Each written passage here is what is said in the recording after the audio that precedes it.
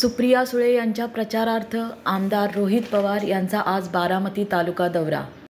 आमदार रोहित पवार यांनी पवार कुटुंबियांचे ग्रामदैवत असलेल्या कन्हेरीच्या मारुतीरायाचे दर्शन घेत केली प्रचाराला सुरुवात।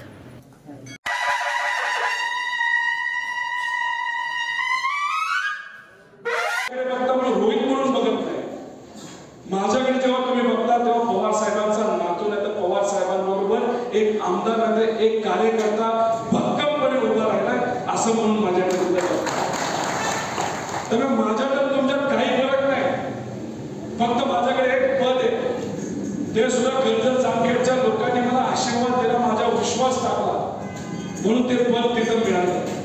पण ते पद मिळायच्या आधी एक पद माझ्याकडे होतं जे जिल्हा परिषदचं होतं आणि इथं असणाऱ्या नागरिकांनी तो विश्वास माझ्यावर टाकला, प्रेम दिलं, तुम्ही माझ्यासाठी पडला आणि म्हणून माझी ओळख या महाराष्ट्रामध्ये झाली। नंतर कर्जत जामखेडच्या लोकांनी मला डोक्यावर उचललं। त्यामुळे दबाव आहे, दबाव राहणार आहे, पण दबाव कशासाठी दिला जातो हे सुद्धा तुम्ही समजून घ्या। दबावाबद्दल मी आता बोलणार नाही, नंतर बोलेल।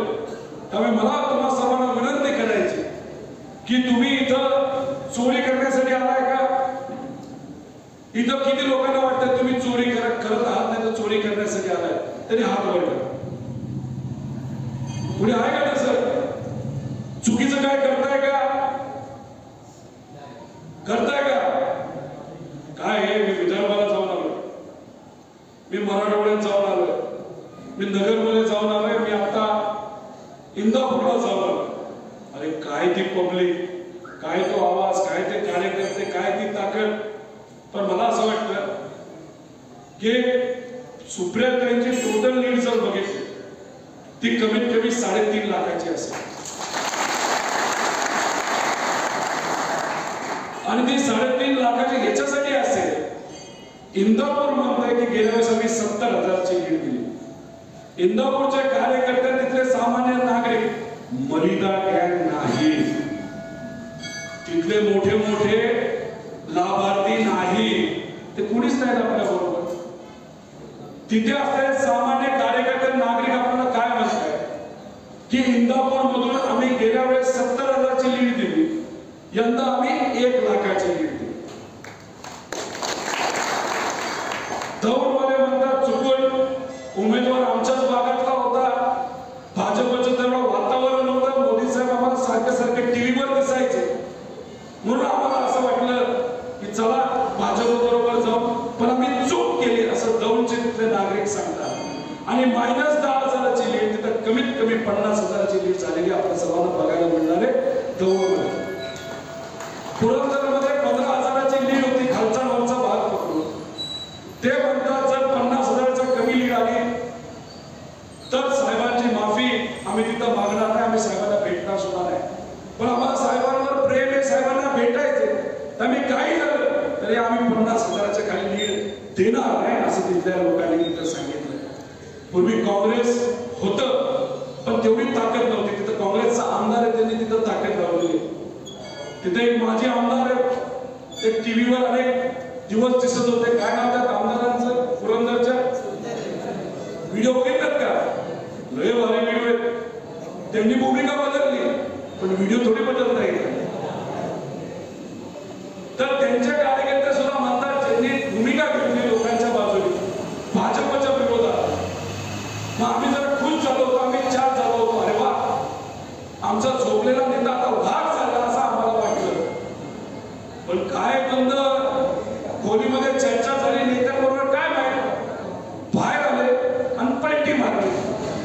आता लोक पण त्यांच्याबरोबर राहिलेले नाही, त्यांना पुरंदरमध्ये लीड मिळते, भोरमध्ये थोपटे साहेब आहेत शिवसेनेचे, तिथं सहकार्य शिवसेनेची ताकद खूप मोठी आहे, तिथं लढत शिवसेना विरुद्ध काँग्रेस झाली होती, दोन्ही आता एकत्रित आले, त्यामुळे तिथली लीड ही करीबन कमीत कमी 40 आणि जास्तीत जास्त 60 ते 70,000च्या आसपास झाला आहे।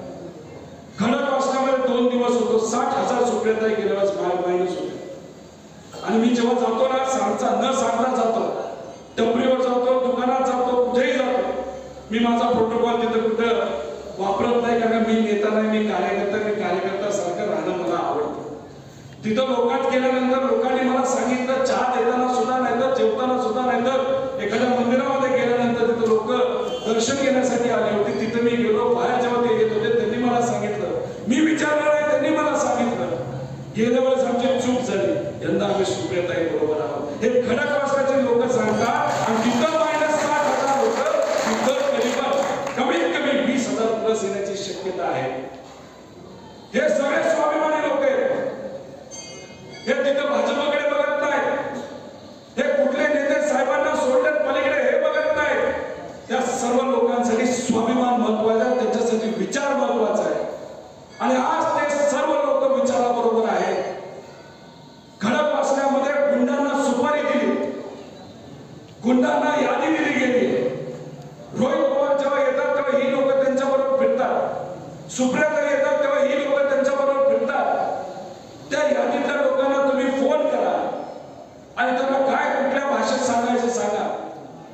एखाद्या व्यक्तीने 10 मर्डर केले असतील, दरोडे टाकले असतील, विनयभंगाच्या अनेक केसेस त्यांच्यावर असतील, महिलांचा त्या ठिकाणी अवमान त्या कार्यकर्त्या त्या गुंडांनी केला असेल, असे लोक फोन करून काय सांगणार की माझा इलाका आहे, नेत्यांचा सुद्धा मला पाठिंबा आहे, त्यामुळे माझ्या इलाक्यात नीट राहायचं असेल तर तिथं तुम्ही प्रचार हा अजितदादा मित्रमंडळाचा करायचा म्हणजे करायचा असं गुंड तिथं सांगताय.